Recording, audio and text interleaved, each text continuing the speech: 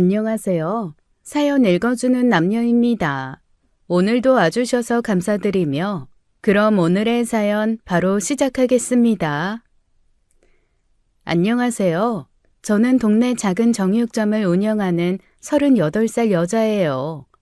착하게 살자 이게 제 인생 목표였어요. 아버지 돌아가시기 전 마지막 당부였거든요. 그런데 말이죠. 착하게만 살면 호구되기 딱 좋더라고요.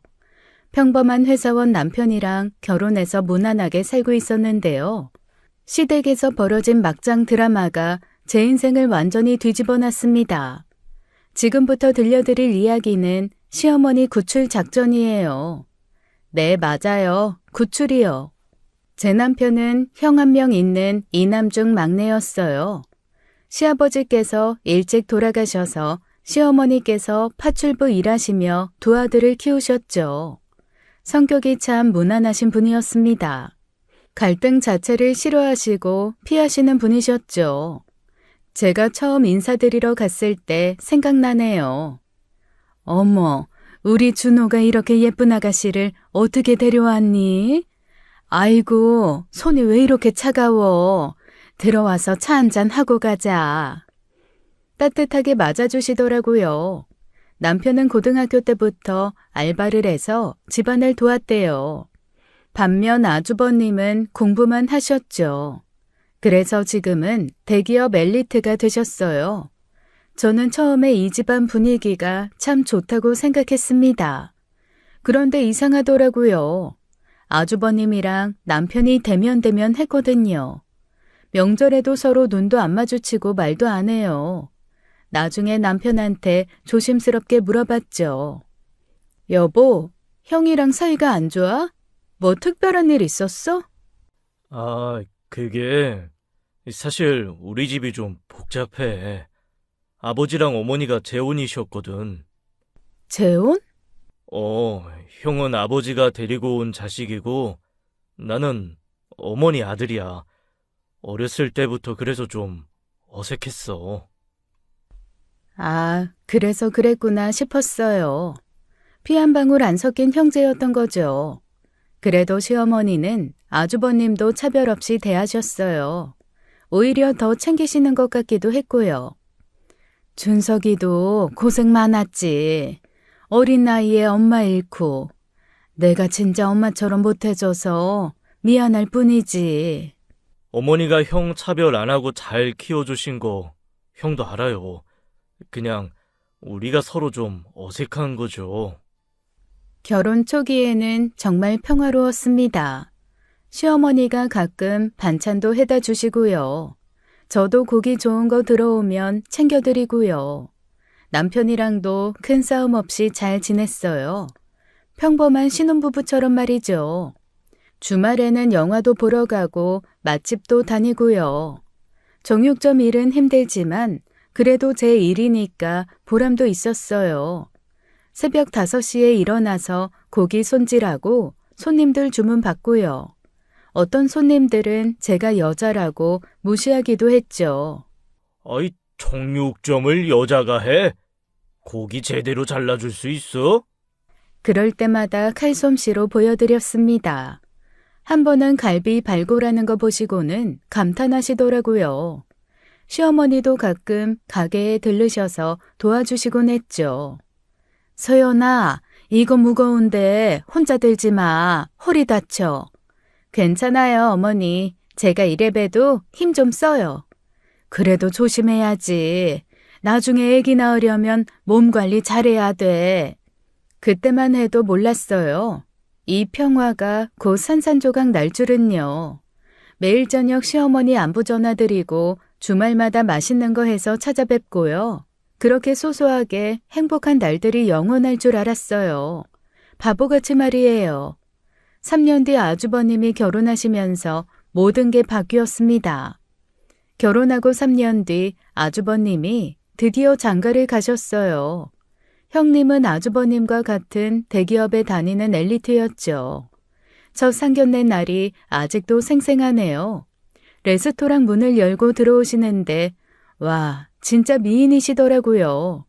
키도 크고 날씬하고 명품으로 온몸을 두르고 계셨어요.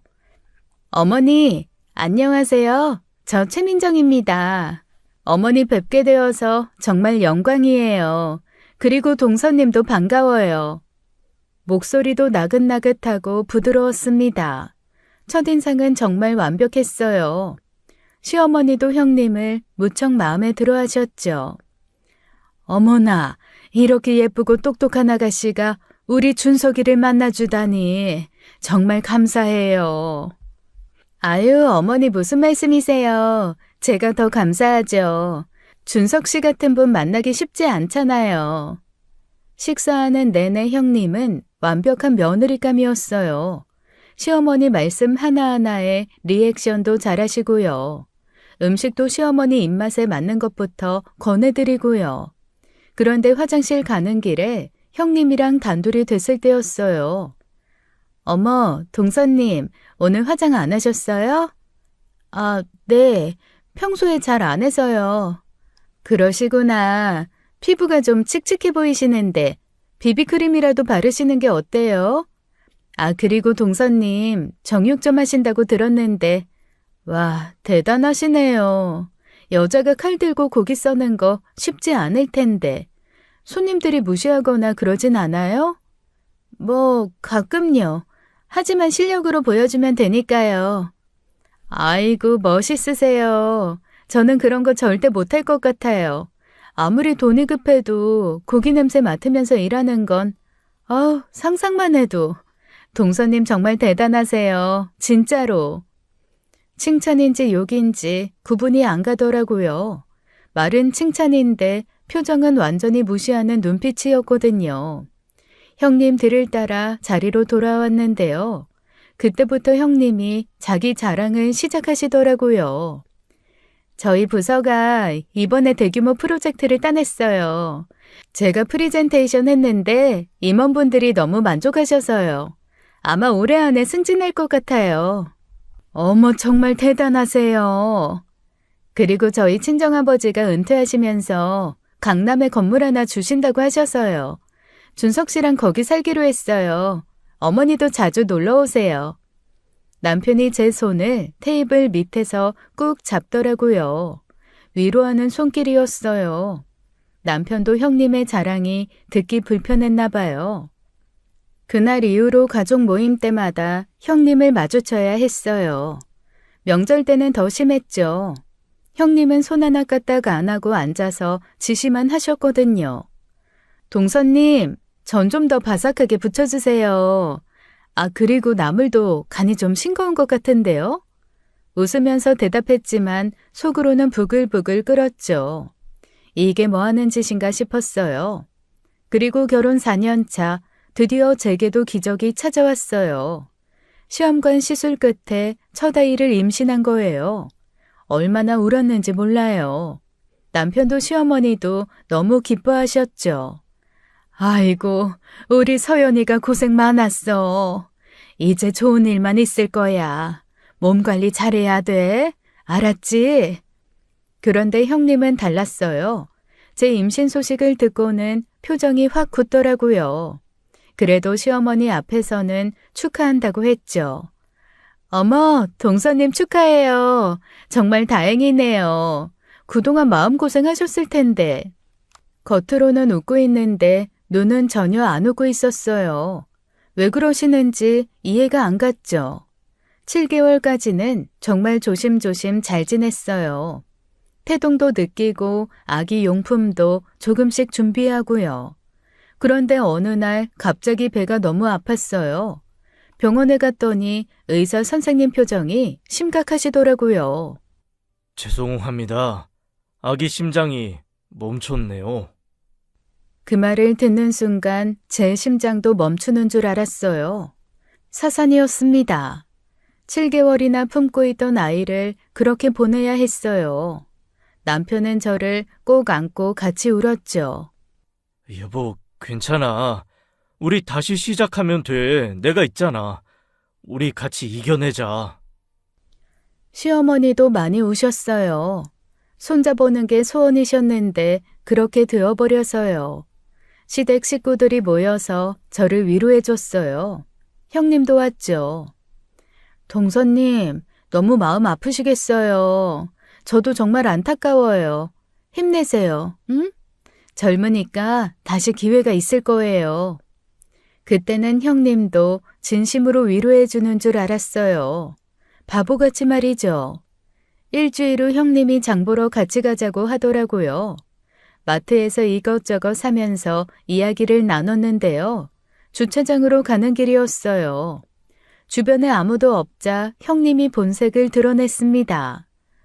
동서, 솔직히 말할게. 이번에 애 떨어진 거 다행이야. 네? 지금 무슨 말씀하시는 거예요? 아니, 생각해봐. 내가 아직 애도 없는데 동서가 먼저 낳으면 얼마나 우스워? 내가 맏며느리인데 말이야. 순서라는 게 있잖아, 순서가. 형님, 지금 정신 멀쩡하세요? 저 지금 아이를 잃었는데 그게 다행이라고요?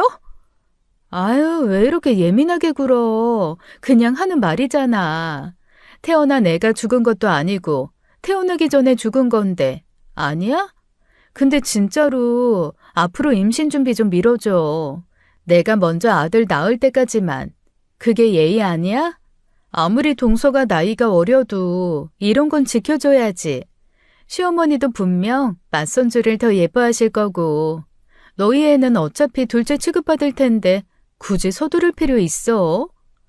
너무 어이가 없어서 말이 안 나오더라고요. 제가 정색하면서 말했죠. 형님, 저는 착하게 사는 게 인생 최대 목표예요. 남한테 피해주지 않고 그냥 조용히 살고 싶어요. 그러니까 형님도 저한테 이런 말 하지 마세요. 제 인생 목표 돕지는 못할 망정 방해는 하지 마시고요. 알겠어요? 방해? 내가 지금 동서 방해하는 것 같아? 그냥 조언해주는 거지. 착하게 산다고? 그게 뭔 소용이야? 착하면 호구되는 세상인데. 형님이 계속 떠들어대는데 참을 수가 없었어요. 그리고 있잖아, 동서. 정육점이나 하면서 무슨 애를 낳아. 애 낳아서 뭐 먹여 키울 건데. 정육점 고기? 요즘은 능력 안 되면 애 안 낳는 것도 좋아. 본인 대해서 불행을 끝내야지. 설마 어머님 돈이나 뜯어먹고 살 건 아니지? 그 순간 뚝 하고 제 안에서 뭔가 끊어지는 소리가 들렸어요. 발이 저절로 움직였죠. 꽝! 형님 정강이를 발로 찼어요. 아! 미쳤어?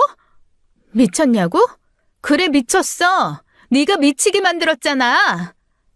전 형님 머리채를 확 잡았어요. 형님이 비명을 지르면서 제 손목을 잡으려고 했지만 소용없었죠. 정육점에서 매일 고기 다루면서 생긴 악력이었거든요. 놔! 머리 빠진다고! 아, 머리 빠지는 게 싫어? 근데 내 마음은 이미 다 찢어졌는데? 일주일 전에 아이 잃고 울다가 쓰러진 사람한테 다행이라고? 너 정말 사람이니? 제가 형님을 바닥에 내동댕이 쳤어요. 마트 주차장 바닥에 털썩 주저앉은 형님이 저를 올려다봤죠. 명품 가방은 저 멀리 날아가 있었고 비싼 구두굽도 부러져 있었어요. 너 진짜 감히? 감히? 감이라고? 아직도 정신 못 차렸네. 제가 형님 옆에 쪼그려 앉았어요. 그리고 아주 차분하게 속삭이듯이 말했죠. 한 번만, 딱 한 번만 더 그런 소리 하면 너 온몸뼈를 2배로 늘려줄게. 발다리 다 분질러서 석 달은 병원 침대에 누워있게 만들어줄 거야. 내가 매일 소뼈 발굴하면서 익힌 기술이 있거든? 관절 어디를 건드리면 가장 아픈지 정확히 알아. 알아들었어? 형님 얼굴이 새파랗게 질렸어요. 입술이 파들파들 떨리더라고요. 너 정말 미친년이구나. 맞아. 나 미친년 맞아. 그러니까 제발 건드리지 마. 내 아이 욕하는 순간 착하게 살기로 한 결심 따위는 없어. 나도 다시 미친년 되는 거 싫어. 그러니까 우리 서로 건드리지 말자. 알겠니? 형님이 벌벌 떨면서 뒤로 기어갔어요. 그러다가 용기를 내서 소리쳤죠. 이 일 어머님한테 다 말할 거야. 어머니한테도 준석 씨한테도 다 말할 거라고. 저는 피식 웃었어요. 그래, 말해봐. 시어머니한테 가서 이렇게 말해봐. 어머니, 서연이가 저를 때렸어요. 왜냐면 제가 서연이 죽고 나기 욕하면서 다행이라고 했거든요라고.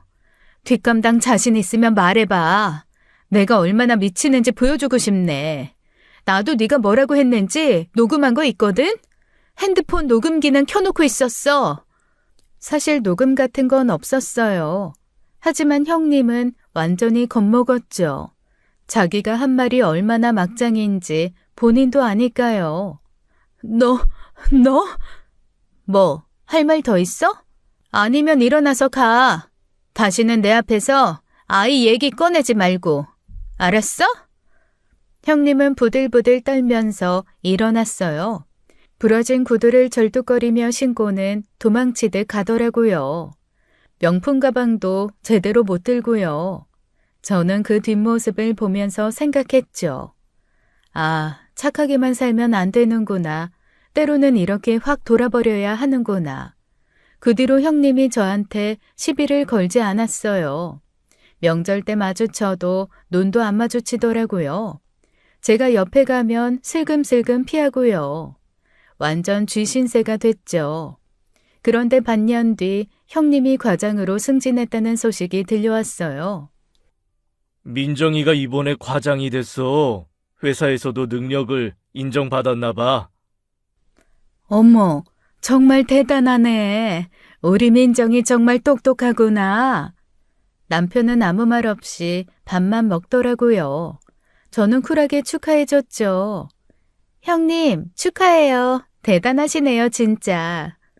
형님이 저를 힐끔 쳐다보더니 고개를 숙였어요. 아, 고마워요, 동선님. 예전 같았으면 자랑을 1시간은 했을 텐데 조용하더라고요. 제 앞에서는 꿀먹은 벙어리가 됐어요. 그런데 더 놀라운 소식이 있었죠. 형님이 쌍둥이를 임신했다는 거예요. 아이고, 우리 민정이가 쌍둥이를? 이렇게 좋은 일이 한꺼번에 오다니.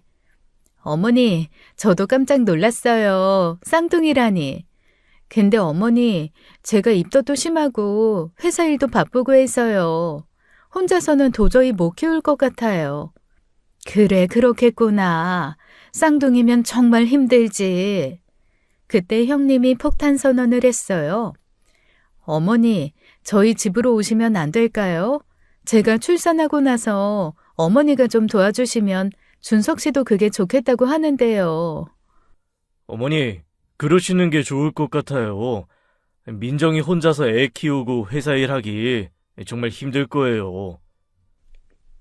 시어머니가 우리를 바라보셨어요. 미안한 표정이었죠. 준호야, 서연아, 내가 민정이 좀 도와주러 가야 할 것 같구나. 어머니, 꼭 그러셔야 해요. 형수님 친정 어머니도 계시잖아요. 저희 친정어머니는 허리가 안 좋으셔서 애들 못 봐주신대요.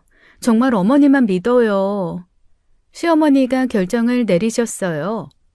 그래, 내가 가서 도와줄게. 몇 달만 있다가 올게. 준호야, 서연아, 이해해줘. 네, 어머니. 형님이 도움이 필요하시다니 어쩔 수 없죠. 시어머니는 결국 형님 댁으로 이사 준비를 시작하셨어요. 짐 싸시는 걸 도와드리면서 마음이 싸했죠. 서연아, 미안해. 너도 힘든데. 아니에요, 어머니. 형님 도와주시고 건강하게 계세요. 자주 연락드릴게요. 시어머니가 형님 집으로 이사 가신 날이었어요. 형님이 저한테 작게 속삭였죠. 동선님, 어머님 잘 모실게요. 걱정 마세요. 왜인지 그 말이 불길하게 들렸어요. 앞으로 무슨 일이 벌어질지 예감이 들었죠. 시어머니가 형님 댁으로 이사한 뒤 한동안 연락이 뜸해졌어요. 처음 일주일은 그래도 통화를 했는데요. 그다음부터는 제가 전화를 걸어도 잘 안 받으시더라고요. 여보, 어머니가 전화를 안 받으셔. 벌써 세 번째야. 형수님 애들 보느라 바쁜가 보지. 어머니도 정신 없으실 거야.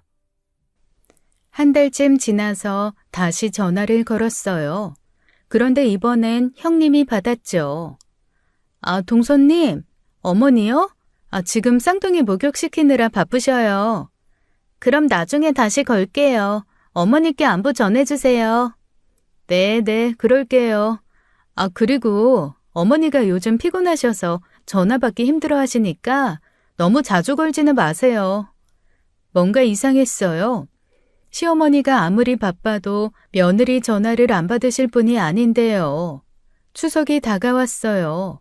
명절이니까 당연히 다 모일 거라 생각했죠. 그런데 형님에게서 연락이 왔어요. 동선님, 이번 추석은 각자 집에서 보내요. 어머니가 몸이 안 좋으셔서 병원에 입원하셨거든요. 네? 어머니가 입원하셨다고요?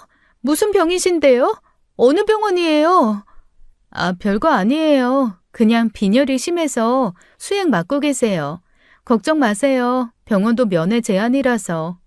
형수님, 그래도 저희가 병문안은 가야죠. 어머니가 입원하셨는데. 아니에요. 정말 괜찮아요.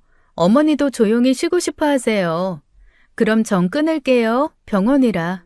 전화를 끊고 나서 더 이상했어요. 병원인데 왜 이렇게 조용하지? 형님 목소리만 들렸거든요. 그리고 다음 날 시어머니에게서 전화가 왔어요.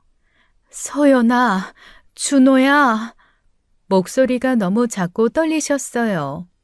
어머니, 괜찮으세요? 병원에 계신다면서요. 아, 응, 괜찮아. 그냥 좀 피곤해서. 어머니, 목소리가 왜 그러세요? 정말 괜찮으신 거예요? 응, 괜찮아. 너희들 잘 지내지? 밥은 잘 먹고? 어머니, 저희 병문안 갈게요. 어느 병원이에요? 아니야, 오지 마. 민정이가, 아니, 내가 괜찮으니까 그냥 집에서 쉬고 있어. 전화가 또 끊겼어요. 며칠 뒤 형님 SNS를 봤는데요. 추석 연휴를 이용해서 제주도 여행을 다녀온 사진이 올라와 있었어요. 형님이랑 아주버님 사진만 가득했죠. 쌍둥이들이나 시어머니 사진은 한 장도 없었어요. 여보, 이거 봐. 형님이 제주도 갔다 왔대. 그런데 어머니는 안 보여. 쌍둥이들도 안 보이네. 애들이랑 어머니는 집에 두고 간 건가? 제가 형님에게 전화를 걸었어요. 형님, SNS 봤어요. 여행 다녀오셨네요. 어머니는 안 가셨어요? 아, 그게 어머니는 못 가셨어요. 본인이 집에 있겠다고 하셔서. 집에서 쉬시고 싶다고 하셔서. 어머님 몸 안 좋은데 형님 부부만 놀러 가셨어요? 그럼 저희한테라도 연락을 주시죠. 아, 어머님이 연락하지 말라고 하셔서. 지금 회의 들어가야 돼서 끊을게. 뭔가 계속 숨기는 느낌이었어요. 시어머니가 병원에 입원했다더니 제주도는 어떻게 간 거죠? 그리고 왜 시어머니는 못 가신 걸까요? 뭔가 이상한데 확실한 증거는 없고요. 불안한 마음만 커져갔어요. 그렇게 2달이 지났죠. 오후 4시쯤 전화가 왔어요. 시어머니였습니다. 서연아, 나 좀 꺼내줘. 여기서 제발. 울먹이는 목소리였어요. 저는 벌떡 일어났죠. 어머니, 무슨 일이세요? 어디 계세요? 민정이네 집. 문이 안 열려. 나 좀 데리고 가줘. 제발. 남편도 깜짝 놀라서 일어났어요. 어머니가 뭐라고 하셔? 형님 집에서 나올 수가 없대. 빨리 가자. 남편이 아주버님한테 전화하려는 걸 제가 막았어요. 전화하지 마. 뭔가 심상치 않아. 우리가 직접 가서 확인하자. 형님 집으로 달려갔어요. 주말 오후라 도로가 막혀서 더 조급했죠. 아파트 현관에서 벨을 눌렀어요. 서연아, 왔니? 문이 안 열려. 어머니, 잠깐만요. 지금 열어드릴게요. 형수님, 문 열어주세요! 대답이 없었어요. 시어머니 목소리만 들렸죠. 안에서는 손잡이가 헛돌아. 밖에서 열어야 해. 이게 무슨 소리인가 싶었어요. 급하게 열쇠공을 불렀죠. 다행히 근처에 있던 업체에서 빨리 와줬어요. 열쇠공 아저씨가 문을 살펴보더니 혀를 차더라고요. 이거 이상한데요. 안에서는 손잡이가 헛돌고 밖에서만 열리는 구조예요. 이런 걸 현관문에 다는 집 처음 봅니다. 감금용 아닌가요? 네? 감금용이요? 네, 안에 있는 사람이 못 나오게 하는 거죠. 보통 정신병원이나 그런 데서나 쓰는데. 남편 얼굴이 새파랗게 질렸어요. 열쇠공이 문을 열자 시어머니가 초췌한 모습으로 서 계셨어요. 무너질 듯 비틀거리시더라고요. 어머니! 제가 시어머니를 부축했어요. 살이 너무 빠지셔서 뼈만 남으신 것 같았어요. 팔에는 시퍼런 멍자국이 가득했고요. 얼굴도 누렇게 떠 있었어요. 어머니, 이게 무슨 형수님이 이렇게 한 거예요? 일단 나가자. 여기서 나가고 싶어. 시어머니가 부들부들 떨고 계셨어요. 무서워서 어쩔 줄 모르시는 것 같았죠. 저희는 시어머니를 모시고 급하게 집으로 왔어요. 어머니, 괜찮으세요? 병원 먼저 가실래요? 아니야. 일단 좀 쉬고 싶어. 물 좀 줘. 시어머니께 물을 드렸더니 벌컥벌컥 마시더라고요. 얼마나 목이 마르셨던 걸까요? 어머니, 대체 무슨 일이 있었던 거예요? 왜 이렇게 되신 거예요? 시어머니가 눈물을 흘리기 시작했어요. 미안해. 너희들한테 미안해. 내가 바보같이. 그날 우리가 본 시어머니의 모습은 충격 그 자체였어요. 2달 만에 완전히 다른 사람이 되어 계셨죠. 도대체 그 집에서 무슨 일이 있었던 걸까요? 시어머니의 처참한 모습을 본 저는 열이 확 올라왔어요. 당장 형님한테 전화를 걸었죠. 신호만 가고 안 받더라고요. 3번, 4번, 5번 계속 걸었지만 받지 않았어요. 이 나쁜 년이 전화를 안 받네? 남편도 아주버님한테 계속 전화했어요. 형도 안 받아. 대체 뭐 하는 거야, 이 사람들이? 여보, 일단 어머니부터 챙기자. 저 인간들은 나중에 처리하고. 시어머니는 소파에 겨우 앉아 계셨어요. 온몸이 부들부들 떨고 계셨죠. 따뜻한 차를 끓여드렸어요. 어머니, 이거 드시고 좀 진정하세요. 이제 안전해요. 저희가 지켜드릴게요.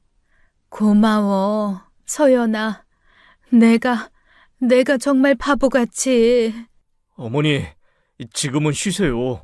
밥도 좀 드셔야죠.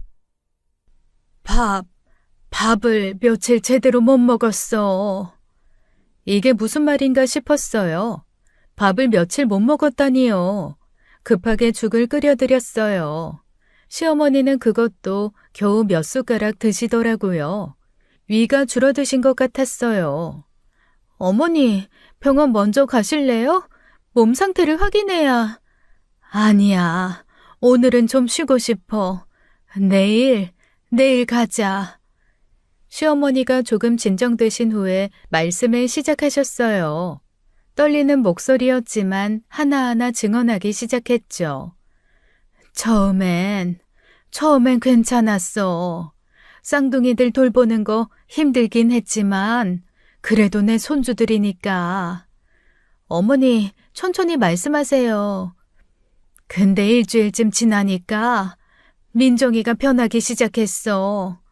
아침 5시에 깨워서 애들 기저귀 갈라고 하고 청소 빨래 요리 다 나한테 시켰어. 형수님 회사는요? 회사 육아휴직 중이래. 집에 있으면서 하루 종일 나한테 일만 시켰어. 어머니 이것도 못하세요? 어머니 제대로 좀 해주세요. 계속 그러더라. 시어머니 눈에서 눈물이 흘렀어요. 월급이랍시고 20만 원 줬어. 내가 돈이 아까워서 이러는 게 아니야. 파출부도 아니고 난 가족인데 그 돈마저도 약값으로 다 나갔어. 약값이요? 혈압약이랑 진통제, 민정이가 때려서. 그 순간 남편이 주먹을 쥐었어요. 형수님이 어머니를 때렸다고요? 청소가 마음에 안 든다고 빗자루로 등을 때리고 밥이 늦으면 머리를. 제가 시어머니 팔에 멍을 다시 봤어요. 시퍼렇고 노란 멍이 겹쳐 있었죠. 핸드폰도 뺏어갔어. 그런데 오늘은 민정이가 깜빡하고 내 폰을 안 가져간 거야. 서랍에 숨겨놨던 걸 급하게 찾아서 너희한테 연락한 거지. 그 이중잠금 장치는요? 한 달 전부터야. 내가 도망가려고 했거든. 새벽에 몰래 나가려는데 민정이가 딱 잡더니 그날 엄청 맞았어. 그리고 다음날 그 잠금 장치를 달았지. 정말 미친 인간들이네. 밖에 나갈 때는 꼭 민정이랑 같이 나갔어. 병원 간다고 거짓말하고 너희한테 전화했던 것도 사실은 민정이가 옆에서 감시하고 있었어. 그래서 그때 목소리가 그렇게 떨렸구나 싶었어요. 쌍둥이들 친정에 보낸 건 내가 너무 힘들어하니까 일 제대로 못한다고 그래서 보낸 거야. 결국 나만 남아서 파출부 일을 한 거지. 어머니, 제일 무서웠던 건 민정이 눈빛이었어. 완전히 다른 사람 같았어. 형은요? 형은 뭐 했어요? 준석이는 모른 척했어. 내가 도와달라고 해도. 시어머니가 흐느끼기 시작했어요. 내가 정말 바보같이 집까지 팔고 너희한테도 미안하고. 어머니 잘못 없어요. 그 나쁜 인간들이 문제죠. 이제 안전하니까 걱정 마세요. 그날 시어머니의 증언을 다 듣고 나니 정말 형님 부부를 죽이고 싶었어요. 밤늦게 형님한테서 전화가 왔어요. 동선님, 부재중 전화 보고 걸었는데 왜 전화했어? 목소리가 너무 태연했어요. 마치 아무 일도 없었다는 듯이요. 왜 전화했냐고요? 어머니 모시고 왔어요. 어머니가 거기 계셔? 아니, 왜 아무 말도 없이 데려가요? 어머니한테 한 짓 다 알아. 너희들 이제 다 감옥 가서 콩밥 먹을 준비나 해. 감옥? 동선님 무슨 드라마 찍어요? 우리 영화 보고 있어서 몰랐는데 어머니가 왜 거기 있어요? 영화 보고 있었다는 말에 정말 어이가 없었어요. 시어머니를 가둬놓고 영화관에 놀러 갔다니요. 영화? 어머니 혼자 두고 영화 보러 갔어? 그게 무슨 문제야? 어머니도 쉬시라고 둘이 나온 건데 아무튼 지금 갈 테니까 기다려. 전화를 툭 끊더라고요. 뻔뻔함의 극치였죠. 뭐래? 온대. 영화 보고 있었다면서. 1시간이 지났어요. 그런데 안 오더라고요. 뭘 의논하고 있는 건지 작전 회의라도 하는 건지. 1시간 반이 지나서야 초인종이 울렸어요. 모니터를 보니 형님 부부가 서 있었죠. 형님은 평소처럼 깔끔한 차림이었어요. 명품 가방에 명품 옷, 완벽한 화장까지. 마치 누굴 만나러 가는 것처럼요. 아주버님은 굳은 표정으로 뒤에 서 있었고요. 내가 나가볼게. 아니, 같이 나가자. 뭔 소리 할지 모르잖아. 시어머니는 안방에서 주무시고 계셨어요. 너무 지치셔서 일찍 주무시더라고요. 깨우지 않는 게 나을 것 같았어요. 형님 보시면 또 무서워하실 테니까요. 우리 부부가 현관으로 나갔어요. 남편이 손잡이를 잡았죠. 저는 심호흡을 한번 했어요. 저 문 밖에 있는 인간들과 마주해야 한다는 게 벌써부터 짜증났거든요. 문을 여는 순간 형님이 씩 웃고 있는 게 보였어요. 그 뻔뻔한 표정이 정말 가관이었죠. 황급히 왔다기보다는 여유롭게 준비하고 온 모습이었어요. 아마 무슨 핑계를 댈지 머리를 맞대고 의논했겠죠. 형님이 씩 웃으면서 집 안으로 들어왔어요. 어머니 어디 계세요?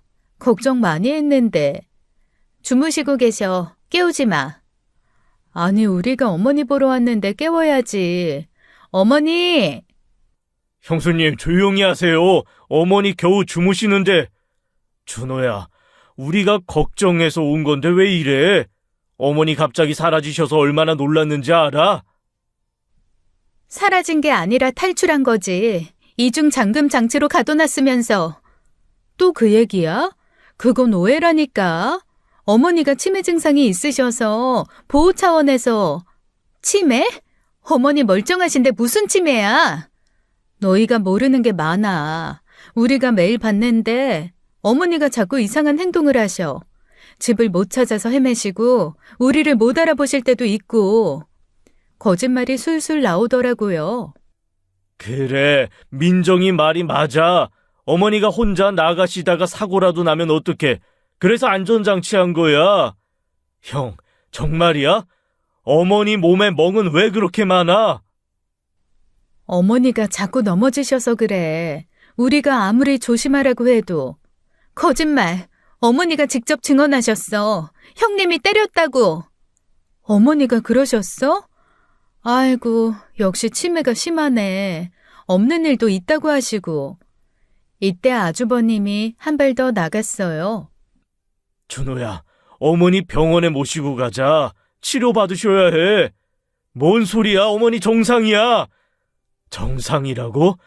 어머니가 우리한테 얼마나 이상한 행동을 하셨는데 밤에 안 주무시고 막 소리 지르시고 음식 해놓고는 못 먹겠다고 버리시고.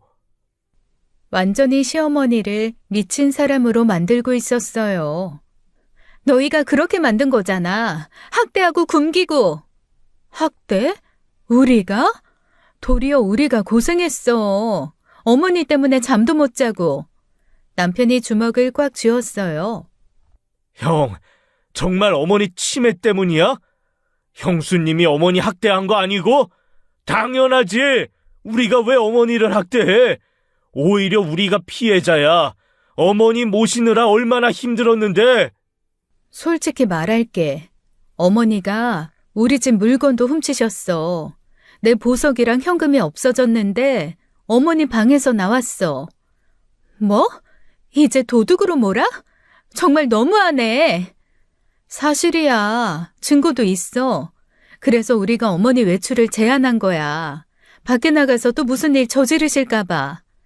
이제는 시어머니를 도둑으로까지 만들었어요. 제가 참을 수가 없었죠. 야, 너 정말 인간이냐? 어떻게 지 잘못 숨기려고 어머니를 치매에 도둑으로 몰아? 집까지 팔아서 너희 집 가신 분을. 집 한 돈? 그거 우리가 관리해드리고 있어. 어머니가 치매 때문에 돈 관리를 못 하셔서. 뭐라고? 그 돈 형이 가지고 있어? 그래, 우리가 안전하게 보관 중이야. 어머니 필요하실 때 드리려고.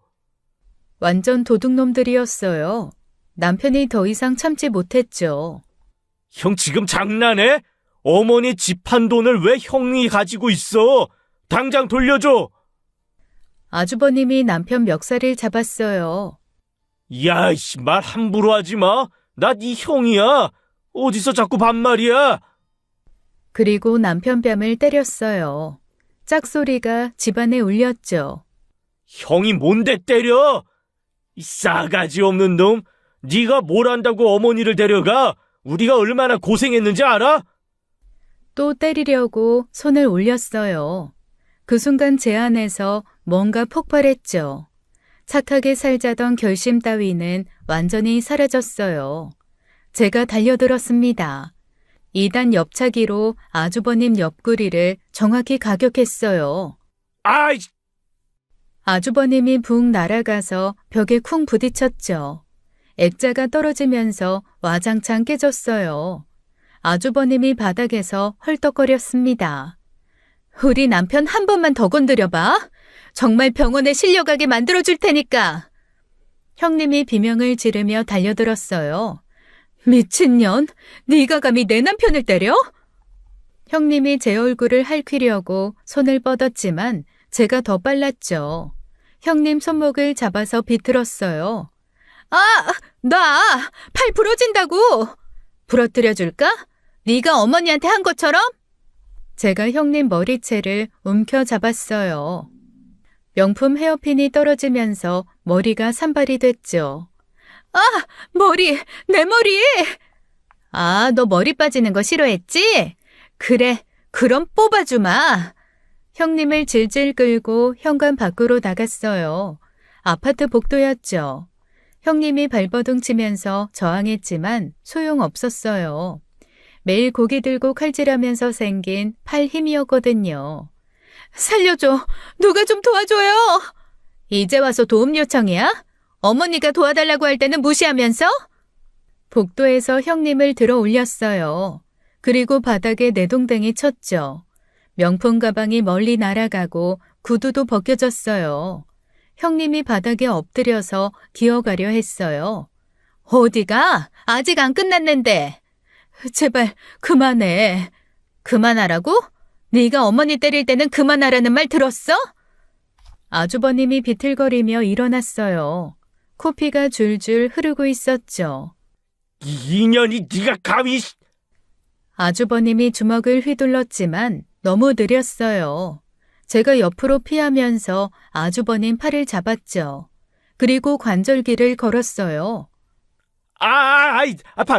팔 부러져! 부러뜨리는 건 쉬워. 하지만 아직은 참아줄게. 경찰 와서 수갑 채워야 하니까.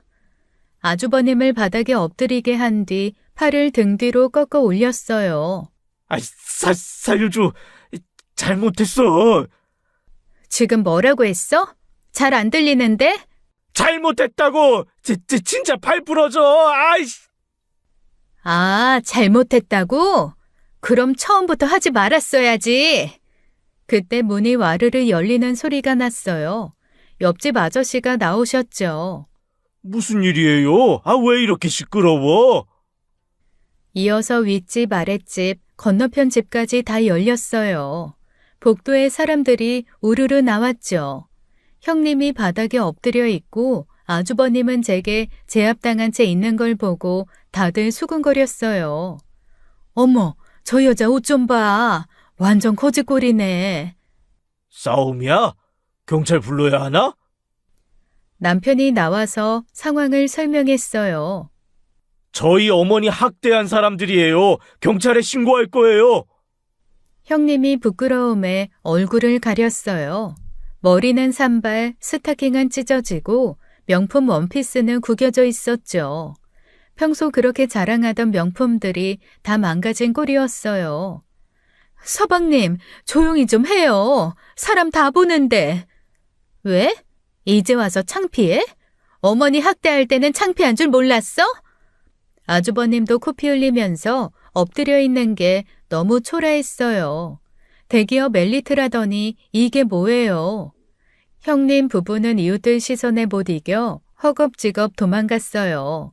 형님은 한쪽 구두만 신은 채 절뚝거리면서요.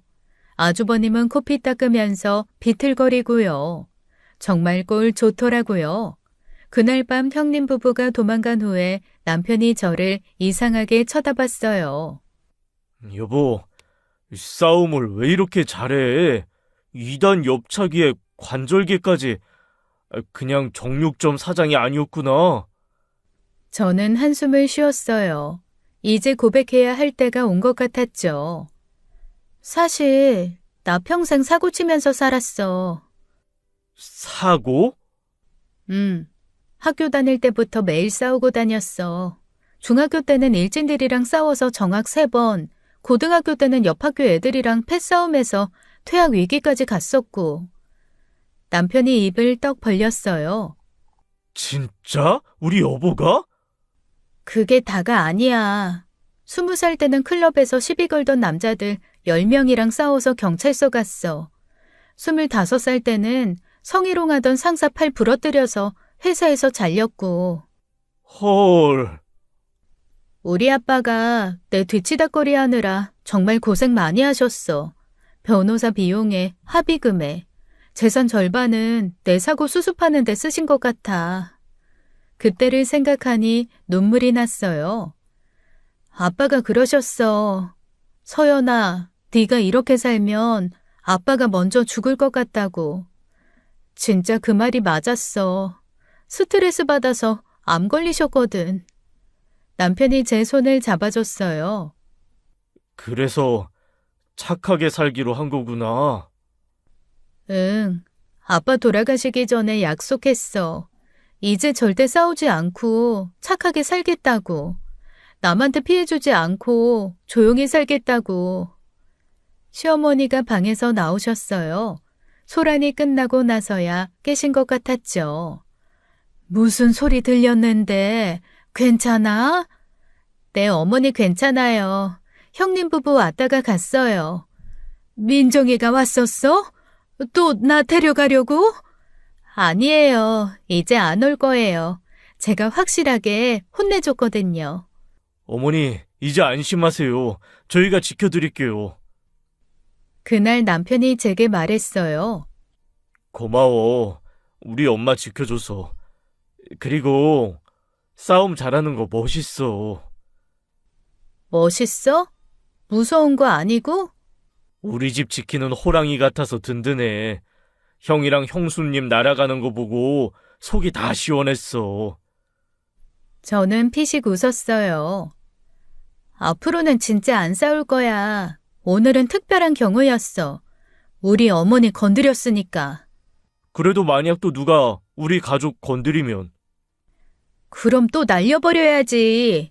착하게만 살면 호구되는 세상이잖아. 그날 밤 저는 하늘에 계신 아빠께 죄송하다고 빌었어요.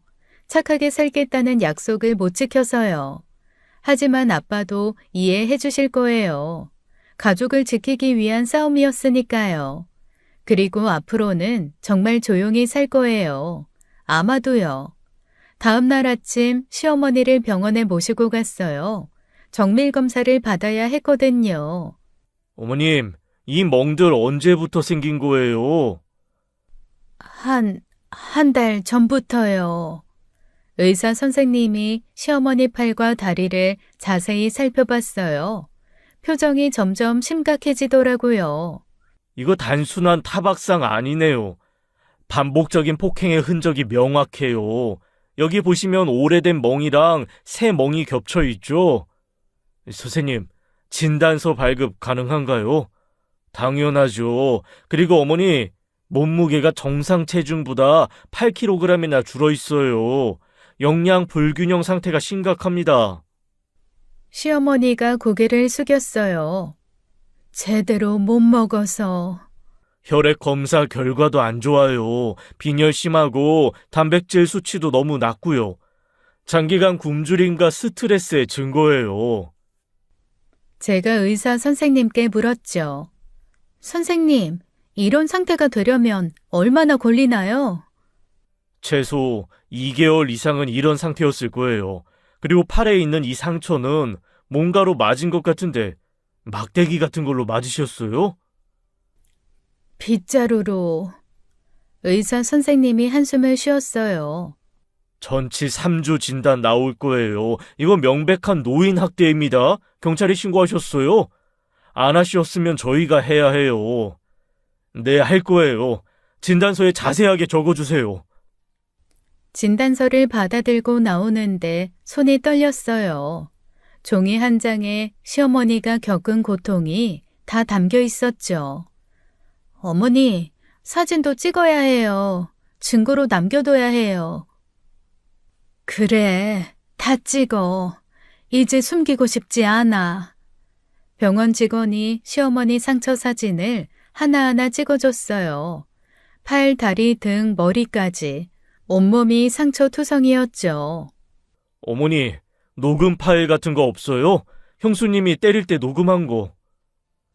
핸드폰을 뺏겨서 녹음은 못했어. 괜찮아요. 진단서랑 사진이면 충분해요. 그리고 어머니 증언도 있고. 참고로 이런 사례는 제가 경찰에 신고할 의무가 있어요. 노인 학대는 중범죄거든요. 네, 저희가 직접 신고할게요. 오늘 바로 경찰서 갈 거예요. 병원을 나오면서 시어머니가 말씀하셨어요. 내가 바보였어. 처음부터 너희한테 말했어야 했는데. 어머니 잘못 없어요. 나쁜 건 형님 부부죠. 민정이가 변할 줄은 몰랐어. 처음엔 그래도 잘해줬거든. 어머니, 이제 다 끝났어요. 저희가 지켜드릴게요. 증거는 충분했어요. 이제 형님 부부를 법의 심판대에 세울 차례였죠. 아주버님 부부가 저를 폭행으로 고소했어요. 경찰서에서 연락이 왔더라고요. 박서연 씨죠?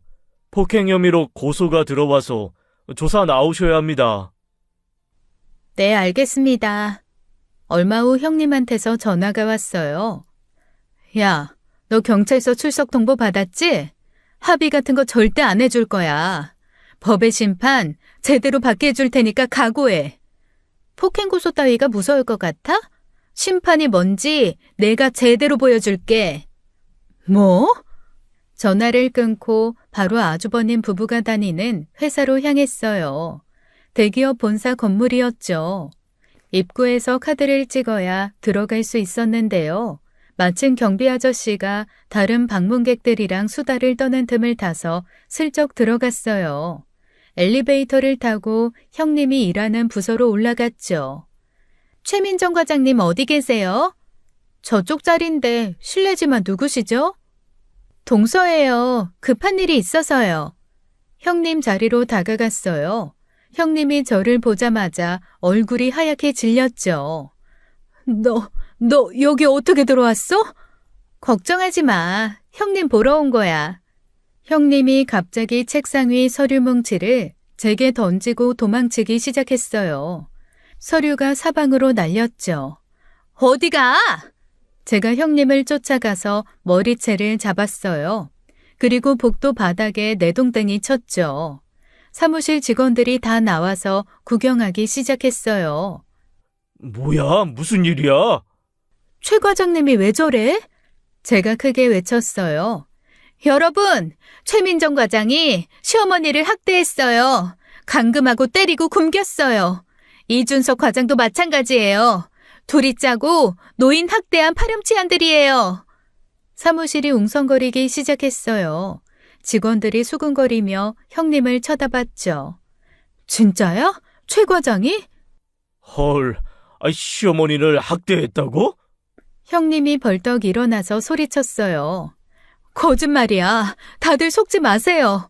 이 여자가 정신이 이상해서 그래요. 거짓말? 증거 다 있어. 병원 진단서도 있고 사진도 있어. 형님이 저를 노려보며 말했어요. 너 폭행은 물론이고 명예훼손으로도 고소할 거야. 회사까지 쳐들어와서 이러는 거 다 CCTV에 찍혔어. 그래, 고소해. 나도 할 거 많으니까. 노인 학대, 감금, 사기, 횡령까지. 형님이 이를 갈았어요. 네가 뭘 알아? 증거도 없으면서. 증거? 어머니가 직접 증언하실 거야. 그리고 네가 어머니 돈 2억 훔친 것도 다 밝혀낼 거니까. 직원들이 더 크게 웅성거렸어요. 2억? 돈도 훔쳤다고? 대박. 야, 이거 진짜면 큰일이네. 형님 얼굴이 빨갛게 달아올랐어요. 야, 입 조심해. 함부로 말하지 마. 왜? 사실이잖아. 내가 뭐 멍청해서 당하고만 있을 것 같아? 지금부터 지옥을 보여줄 거야. 법정에서든 어디서든. 그때 보안 직원들이 달려왔어요. 무슨 일이세요? 신분증 보여주세요. 저 나갈게요. 할 일 다 했으니까. 제가 당당하게 걸어 나왔어요. 뒤에서 형님이 악을 쓰는 소리가 들렸죠. 너 두고 봐. 절대 가만 안 놔둘 거야. 회사 밖으로 나오면서 생각했어요. 이제 시작이구나. 진짜 전쟁이 시작되는구나. 회사에서 돌아온 다음 날 저는 바로 경찰서로 갔어요. 아주버님과 형님을 노인 학대 혐의로 고소했죠. 증거 자료 가져오셨어요? 네, 여기 병원 진단서랑 상처 사진이요. 시어머니 전치 3주 나왔어요. 피해자 진술도 필요합니다. 시어머니도 모시고 올게요. 며칠 후 아주버님과 형님이 경찰 조사를 받았어요. 물론 끝까지 부인했죠.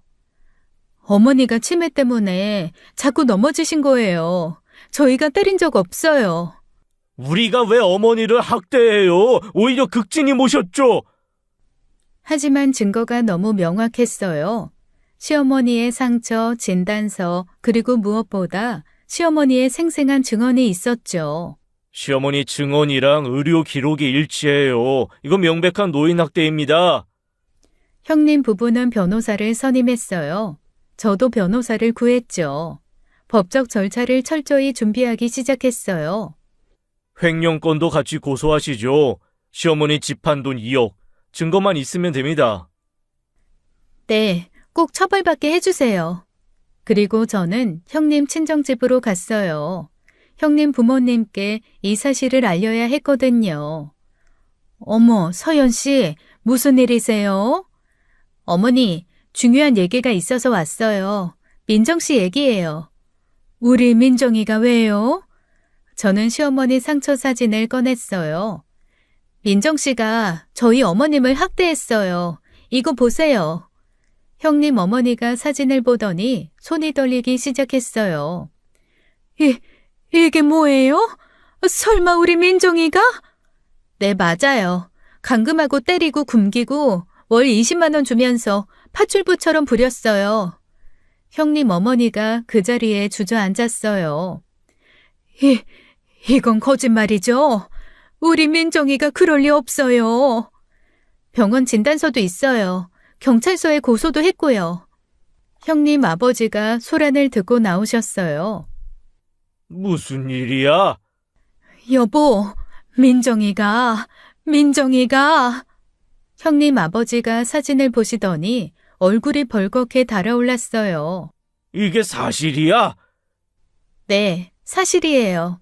저희 어머님이 직접 증언하셨어요. 형님 아버지가 당장 전화를 들었어요. 야, 이 최민정! 너 지금 당장 집으로 와! 너 안 싸돈 학대했다며? 이게 사실이야? 이 미친 것이! 전화기 너머로 형님 목소리가 들렸어요. 아빠, 오해예요. 그 여자가 거짓말하는 거예요. 닥쳐! 당장 안 오면 호적에서 판다! 부녀 관계 끊을 거야! 형님 어머니는 계속 울고 계셨어요. 내가 잘못 키웠나? 어떻게 이런 짓을? 저는 이만 가볼게요. 법적으로 처리할 거니까 아시고 계세요. 형님 친정을 나오면서 생각했어요. 이제 형님도 친정에서까지 외면받겠구나. 자업자득이지만요. 며칠 후 아주버님과 형님이 저희 집으로 찾아왔어요. 초인종을 누르면서 애원하더라고요. 동서님, 제발 문 좀 열어줘요. 할 말이 있어요. 준호야, 형이야. 제발 나와봐. 남편이 문을 열었어요. 형님 부부가 초라한 모습으로 서 있었죠. 평소에 거만한 태도는 온데간데 없었어요. 어머니 좀 뵐 수 있을까요? 왜? 또 학대하려고? 아니에요. 사과하려고요. 시어머니가 방에서 나오셨어요. 형님 부부를 보자 몸을 떨기 시작했죠. 너희들은 왜 왔어? 그때 형님 부부가 무릎을 꿇었어요. 어머니, 죄송해요. 정말 잘못했어요. 어머니, 용서해 주세요. 형님이 눈물을 흘리기 시작했어요. 제가 정신이 없었어요. 쌍둥이 키우느라 힘들어서 그게 핑계가 안 되는 거 알아요. 정말 죄송해요. 시어머니가 고개를 돌렸어요. 이제 와서 사과한다고 내가 받은 상처가 없어지니? 어머니는 안정이 필요하세요. 방으로 모시고 들어갈게요. 시어머니를 방에 모신 후 나왔어요. 형님 부부는 여전히 무릎 꿇고 있었죠. 일어나. 어머니한테 용서받을 생각하지 마. 법대로 처리할 거니까. 제발 고소 취하해줘. 회사에서 해고 통보 받았어. 소문이 다 퍼져서. 나도 인사조치 받았어. 자촌될 것 같아. 그게 내 알바야? 자업자득이지. 집 한 돈 돌려줄게. 2억 다 돌려줄 테니까 제발. 이제 와서 그 돈으로 뭘 했어? 주식에 넣었는데 반 날렸어요. 1억만 남았어요. 뭐? 1억만 남았다고? 그래도 걱정 마. 돈은 그대로 돌려줄 테니까. 장난해? 어머니 돈 가지고 주식질을 했다고? 결국 형님 부부는 빈손으로 돌아갔어요. 선처는 없었죠. 소송이 진행되면서 더 많은 사실이 드러났어요. 시어머니 집 한 돈을 형님이 마음대로 사용한 증거들이 나왔죠. 명품 가방, 해외여행, 주식 투자, 다 시어머니 돈으로 한 거였어요. 결국 형님 부부는 노인 학대와 횡령으로 처벌받았어요. 벌금형과 함께 사회봉사 명령이 내려졌죠. 회사에서도 완전히 퇴출당했어요. 소문은 업계 전체에 퍼졌습니다. 형님은 승진이 취소된 건 물론이고 죄취업도 못했죠. 아주버님도 좌천되고 결국 퇴직했어요. 형님 친정에서도 의절 수준으로 연을 끊었다고 들었습니다. 형님 부부의 완벽한 몰락이었죠. 돈과 명예, 가족까지 모두 잃었으니까요. 그 무렵 저는 임신 소식을 알게 되었어요. 남편과 기쁨의 눈물을 흘렸습니다. 시어머니께 가장 먼저 알려드렸어요. 시어머니는 저를 꼭 안아주시며 축하해 주셨죠. 저희가 이제는 함께 살자고 제안했어요. 시어머니는 기꺼이 수락하셨습니다. 형님 댁에서 살 때 팔았던 집값 2억 원을 돌려받았는데요. 시어머니는 그 돈을 저희에게 주려고 하셨어요. 하지만 저는 정중히 거절했죠. 돈은 자식들 주지 마시고 시어머니가 살아계시는 동안 가지고 계시라고 했어요. 당신 노후를 위해 쓰시라고요. 그 돈 때문에 또 다른 불행이 생기는 걸 원하지 않았거든요. 시어머니는 이제 정말 편안해 보이세요. 매일 아침 산책도 하시고 친구분들도 만나시고요. 가끔 악몽을 꾸신다고 하시지만 많이 회복되셨어요. 저는 건강한 아들을 출산했습니다. 시어머니가 얼마나 기뻐하셨는지 몰라요. 손자를 안고 행복해 하시는 모습을 보니 마음이 따뜻해졌어요. 형님 부부와는 완전히 연을 끊었어요. 법적 처벌을 받은 후 어떻게 사는지 모르겠네요. 관심도 없고요. 아주버님이 가끔 남편에게 연락한다고 하는데 남편도 받지 않아요. 우리 가족은 이제 평화를 되찾았습니다. 아침에 시어머니가 끓여주신 미역국을 먹고요. 저녁엔 다 같이 모여 TV를 보며 웃어요. 평범하지만 따뜻한 일상이죠. 가끔 생각해요. 착하게만 살면 호구가 되는 세상이라고요. 하지만 가족을 지키기 위해서라면 호랑이가 될 수도 있어야 해요. 제가 배운 교훈입니다. 시어머니가 건강하게 오래오래 사셨으면 좋겠어요. 이제는 진짜 가족이니까요. 지금까지 사연 읽어주는 남녀였습니다. 끝까지 시청해주신 여러분 감사드리며 저희는 다음 사연으로 돌아올게요. 감사합니다.